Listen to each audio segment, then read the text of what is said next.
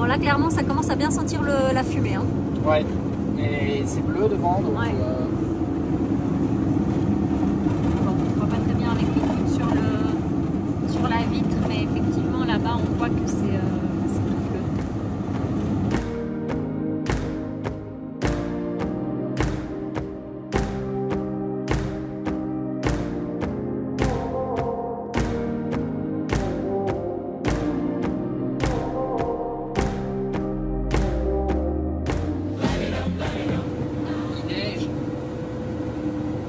Bon, ça y est, là, il y a 2 degrés.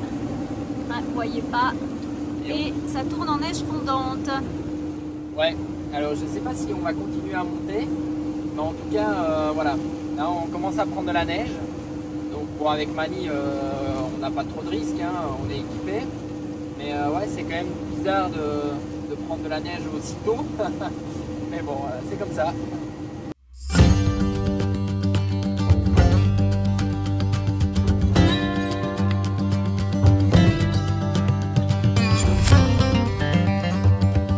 Donc nous venons de passer la frontière de l'Alaska et du Yukon. Donc on vient de rentrer au Canada. Ça a été assez facile. On l'a Mani est posé pour manger. On est sur le parking de l'aérodrome de Beaver Creek.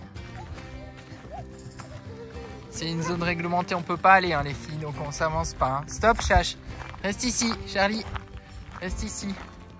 On va pas plus loin. Et voilà la piste.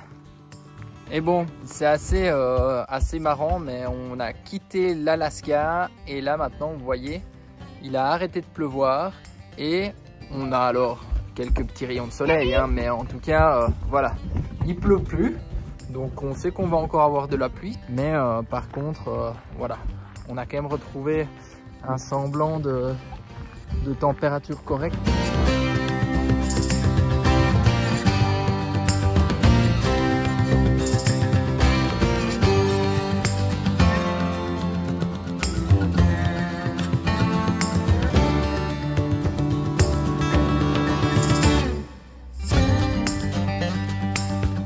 Chachi, tu vois les biquettes?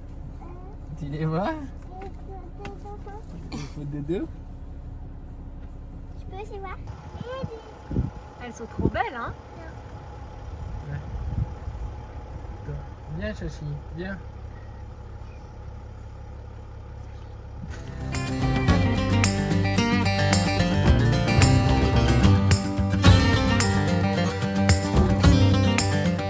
Il y a 2 jours de cela, donc on a décidé de quitter l'Alaska pour avoir une meilleure météo et pour avoir des températures plus clémentes. Et bien pour cela, donc on est parti dimanche et on a roulé pas mal, donc je vous ai pas filmé beaucoup ici ces 2 derniers jours étant donné qu'on roulait beaucoup, mais juste pour vous donner un peu des informations par rapport au trajet. Donc quand on dit on quitte l'Alaska et on veut chercher des températures plus clémentes, eh bien on va trouver des températures un peu plus clémentes, enfin en tout cas plus chaudes et du soleil vers Vancouver. Sauf que entre Seward en Alaska et Vancouver, on a plus de 3500 km, ce qui est quand même assez énorme. Voilà, déjà rien que pour quitter l'Alaska de Seward pour arriver à Beaver Creek, donc la frontière de l'Alaska, c'est 870 km. Et une fois qu'on a quitté l'Alaska, on doit traverser le Yukon et ensuite traverser, enfin en tout cas rentrer en Colombie-Britannique pour arriver sur Vancouver. On a 2 options, soit on va jusqu'à Vancouver en voiture, ce qui nous fait plus ou moins donc 3000 km depuis la frontière de l'Alaska jusqu'à Vancouver, ou on peut prendre un ferry qui part de Prince Rupert et qui arrive sur l'île de Vancouver qui est au nord. Ce ferry nous ferait gagner plus ou moins 1200 km. Sauf que il y a pas mal de petites choses qu'on n'a pas anticipées. La première, c'est qu'on a regardé et le ferry est sold out. Il y a un ferry tous les 2 jours. Et là, pour les prochains jours, il est sold out. Donc, on se dit, peut-être qu'on a une chance si on se présente et qu'il y a des annulations, on pourrait peut-être le prendre. Et la deuxième chose, c'est que, donc voilà, pour atteindre ce ferry, on doit être là au mieux mercredi soir, parce que le ferry part à 7h30 le jeudi matin. Et on doit prendre la Cassiar Highway, ce qui nous permet de, voilà, ce qui permet de longer en fait les montagnes. Et pour l'instant, l'Acacia Highway est fermée. Donc, il y a des feux en Colombie-Britannique et visiblement, cette route est fermée. Donc, on croise les doigts pour pouvoir prendre la route, aller jusqu'au ferry, essayer d'avoir une place sur le ferry. Et donc, voilà, on va essayer de s'en sortir du mieux qu'on peut et on espère que tout va s'enchaîner comme prévu. Vous voyez, là, il fait tout noir et on sent comme une odeur de brûlé. Donc là, ça brûle pas loin. Tu sens, Violette?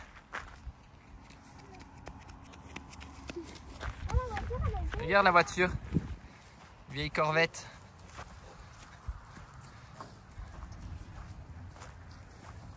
Touche pas, hein? Elle a vécu, hein? Ok, la route est ouverte, mais par contre, clairement, ça sent le brûlé. À suivre. Bon, là, clairement, il y a plein de fumée. On voit pas mal de zones. Ah ouais, là, ça brûle, ouais. Enfin, en fait, là, je sais pas si vous voyez, mais toute cette zone-là, elle est complètement brûlée, là au loin. Et voilà. Donc, on va être prudent. Sinon, je sais pas si vous voyez la beauté des couleurs d'automne, c'est un truc de fou, on en prend plein les yeux. Et ouais, là-bas, ah ouais, là-bas ça crame. Et là, c'est tout noir. Ça a bien brûlé, quoi. Au pire, on va dans un lac. Ouais. Au pire, on sort le kayak, on va dans un lac. On est Manille, au milieu du lac. Ouais, tout ça, ça a brûlé. Ça, c'est sûr. Et là, ça brûle, ouais. Tout ça, là, c'est de la fumée, ça brûle. Bon, voilà, on s'enfonce effectivement là-bas, ça brûle bien. Et on a vu qu'il y avait les pompiers juste là, plus loin. Bon, visiblement, ils ont refermé la route. Donc, bon, voilà, on vous tient au courant. Ça fait quand même vraiment bizarre. Hein. Je pense que ça rend pas du tout pareil à la caméra. Mais en fait, on est vraiment plongé dans une espèce de fumée. Forcément, ça sent très fort aussi. Donc là, on nous a laissé passer. Et le gars nous a dit que clairement là on ne peut pas s'arrêter entre là où ils étaient et la prochaine barrière. Mais ouais, là c'est toutes des zones qui ont bien brûlé et ça brûle encore parce qu'il y a vraiment beaucoup de fumée partout. Bon. C'est vraiment très particulier comme ambiance. Là-bas ça brûle, là on voit que ça brûle. Ouais, c'est en train de brûler là.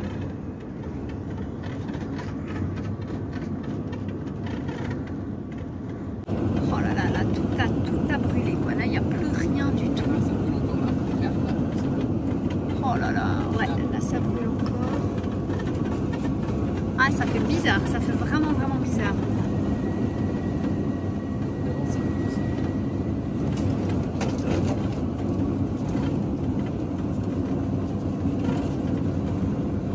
Ouais, là c'est ouf, hein. Tout a brûlé. Oh, incroyable. Oh là là.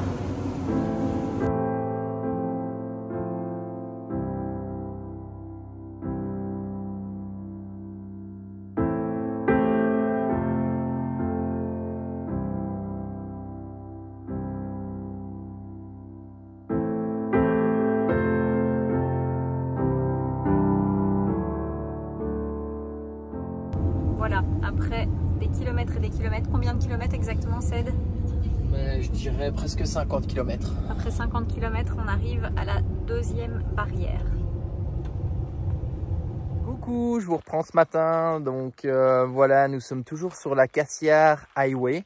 On a dormi, je pense plus ou moins, enfin pas vraiment au milieu, mais il nous reste 400 km, un peu plus de 400 km sur l'Acacia Highway. Donc vous voyez, je vais vous montrer le spot, Manille est derrière.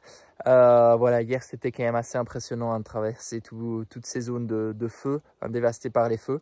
Donc voilà, ici on a passé la nuit, il a pas mal plu et là on se trouve en altitude. On est à plus de 1000 mètres d'altitude, Donc c'est vrai que c'était assez sécure, on n'était pas trop stressé par rapport au fait de dormir en pleine nature avec les feux. Puis vous verrez, il n'y a pas beaucoup d'arbres, mais l'endroit est vraiment top, je vous montre tout ça. Voilà, vous pouvez voir le petit spot.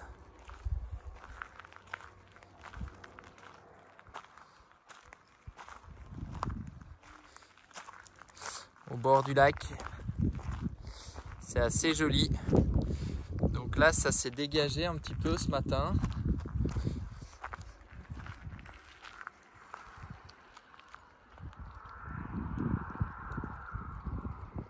Bon, après les paysages sont toujours aussi beaux, hein. Et donc l'objectif c'est de continuer à rouler. Là il nous reste 700 km pour aller vers Prince Rupert. Et c'est là qu'on pourra peut-être prendre le bateau. Une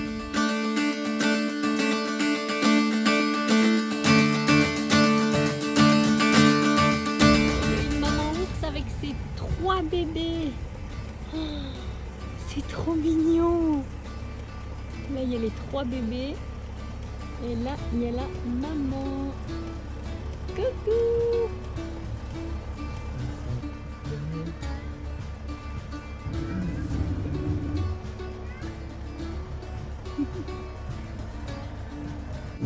Il y a un ours là, sur le bord de la route.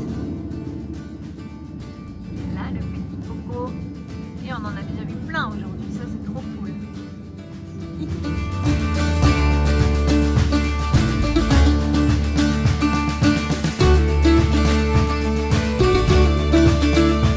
Bon, petite pause de midi pour nous.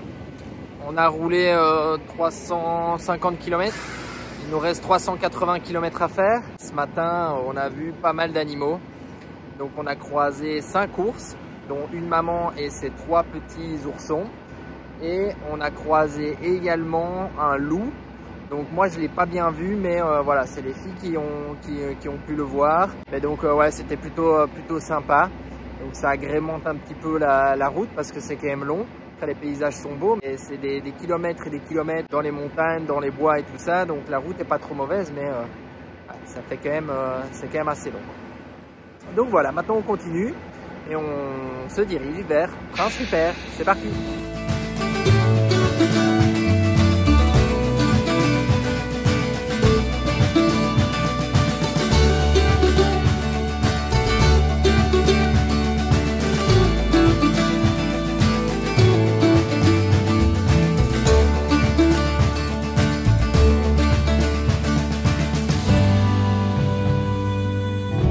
Voilà, il est 6h du matin maintenant, 6h moins quart.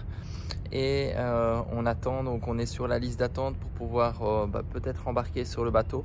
Le bateau est là, donc bon, voilà, il faut juste attendre. Une fois qu'ils auront chargé le bateau complet, on sait si on pourra monter, s'il y aura suffisamment de place ou pas. Donc on est arrivé dans les premiers, on est arrivé à 6h moins quart, je crois qu'il y a juste 2 véhicules devant nous, deux voitures, mais ouais, j'espère que ça pourra le faire et qu'on aura une place sur ce bateau. Ça nous permettrait d'arriver plus facilement à Vancouver. Nous attendons, nous sommes dans la file d'attente. On est numéro 2, priorité numéro 2. Donc voilà, dis coucou. Bon, c'est top. On a été pris. Bon, on a eu de la chance, je crois, parce que c'est pas tous les jours comme ça. Mais ils sont super sympas et donc on va pouvoir monter dans le bateau. Et puis j'ai discuté avec le gars des tickets et puis il m'a dit que la dernière fois ils avaient vu un paquet de baleines, des orques et tout ça. Donc ouais, peut-être qu'on va voir aussi des animaux. Ça va être chouette. Je pense que la traversée va être cool. Et voilà, le bateau est là-bas. T'es prête, Charlie? Oui, je suis prête. Et ici, pour l'instant, nous, on est encore le matin très tôt. Oui. Et après, on va arriver au soir. On s'est réveillé très tôt aujourd'hui. Hein. Pour ça Papa, il s'est réveillé à 4h30. Maman, elle s'est réveillée à 5h. Et toi, à 6h. Moi. À 6h aussi. Et Jojo. Jojo un peu plus tôt. Et papa. Papa, très tôt. Et maman. Maman aussi, très tôt. Je recule un peu, Violette, je vais aller voir juste derrière 2 secondes. Allez, c'est parti. C'est un toboggan, Violette, elle dit. C'est un toboggan pour véhicule. Il est gros hein, quand même ce bateau. T'es prête Charlie? T'es prête? Tu te tiens? On peut descendre dans les voitures. Ouais. Trop bien. Ah, papa, Et voilà. Mani est parquée.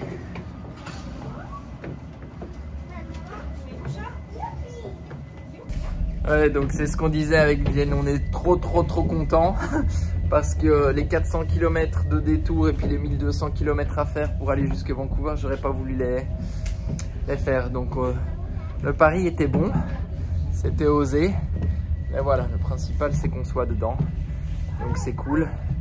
Maintenant, bah voilà, il n'y a plus qu'à se reposer aussi un petit peu dans le bateau, ça va faire du bien.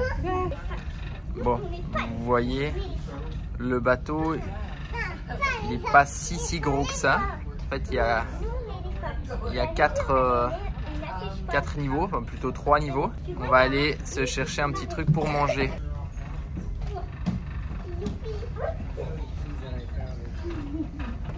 Il y a 2 restaurants, enfin il y a un café et un restaurant dans le bateau.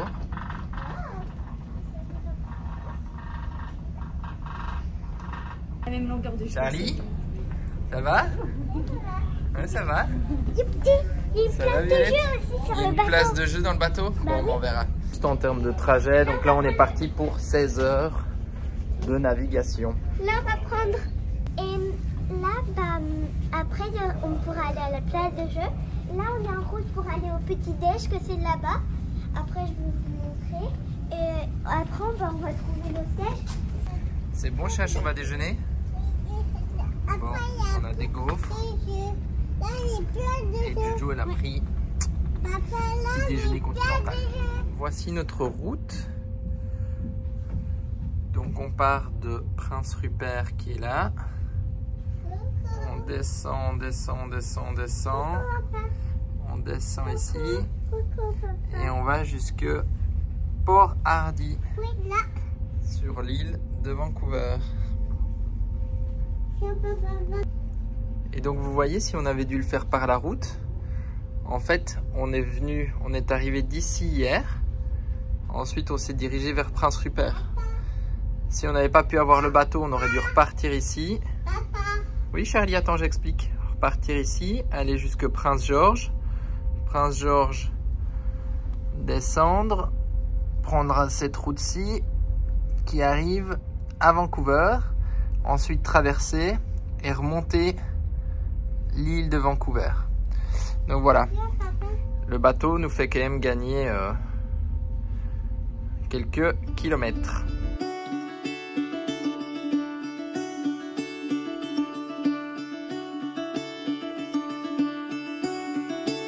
Caught behind Venetian blinds, out of reach for the city lights. This ain't where I belong. Hey, look at me, man, what I've become. Et juste pour vous donner une petite idée du prix pour cette croisière, donc on a payé 1209 $ canadiens, ce qui revient à peu près à 820 €. Donc c'est vrai que c'est quand même assez onéreux, mais c'est vrai que quand on a tout comptabilisé, le bateau n'est pas forcément en termes de prix ce qu'il y a de plus avantageux pour nous. Mais bon, après, l'un dans l'autre, je pense que la différence, elle n'est pas si énorme que ça. Et bah voilà, ça nous permet d'avoir une petite journée off. Les filles, bah, elles aiment bien aller sur le bateau, c'est vrai que nous aussi. On peut être au calme. Et puis voilà, se reposer, faire l'école convenablement dans le bateau. Et puis après, juste profiter aussi de descendre l'île de Vancouver tranquillement à notre rythme. Donc voilà, c'est l'option qu'on a choisie et je pense qu'on a bien fait. I've been running east, looking for sunset, digging deep since 99. What I thought was gone. D'ici une vingtaine de minutes, on pourrait voir des baleines. Elles doivent être un peu plus devant. I think it's time for me to go, burn all bridges. All I know, I got lost along the way.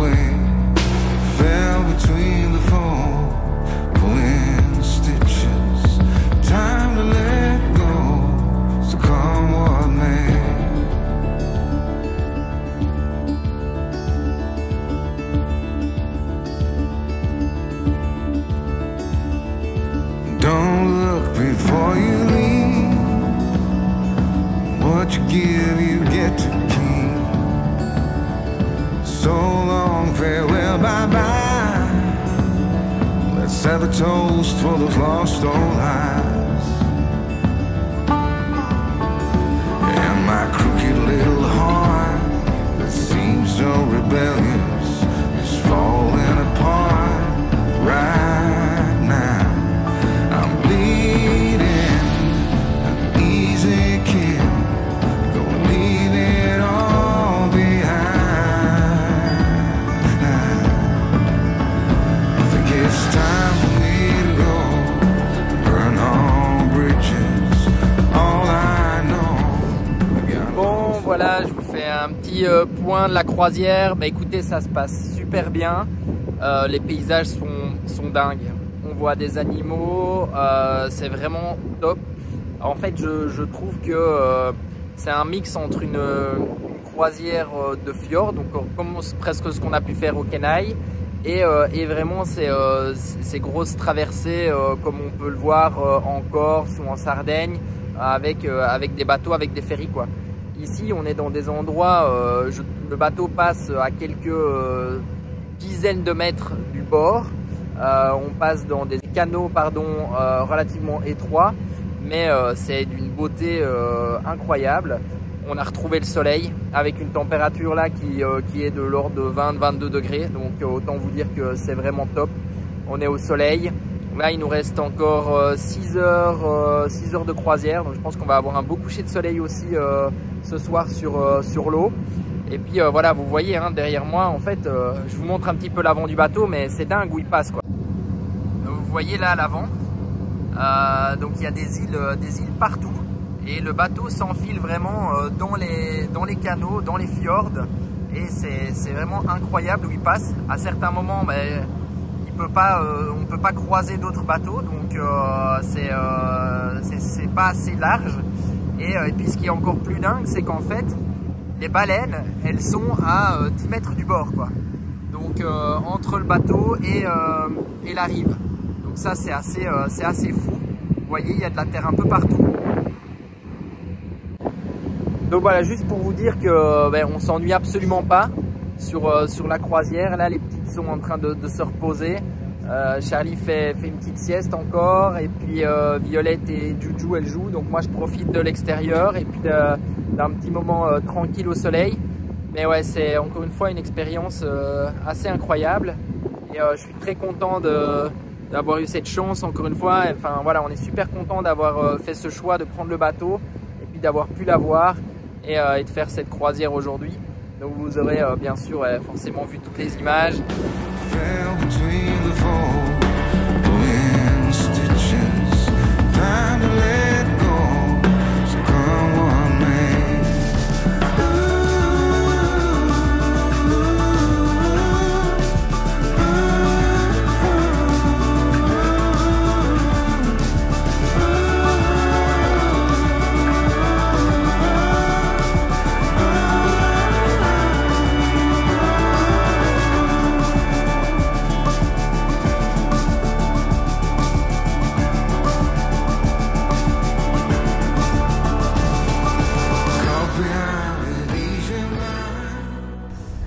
Bon et voilà, on est arrivé à Port-Hardy. On attend juste qu'ils ouvrent les cales du bateau pour pouvoir sortir Mani. On a 1 heure de retard sur le planning, donc on aurait dû arriver à 23h30 et là il est minuit et demi. On devrait bientôt sortir et puis on va se trouver un petit spot à 5 km d'ici. Moi je vais conclure la vidéo ici, donc je vous dis encore un grand merci à tous. N'hésitez pas à me laisser des commentaires, à nous laisser des commentaires, à liker et à vous abonner si ce n'est pas déjà fait.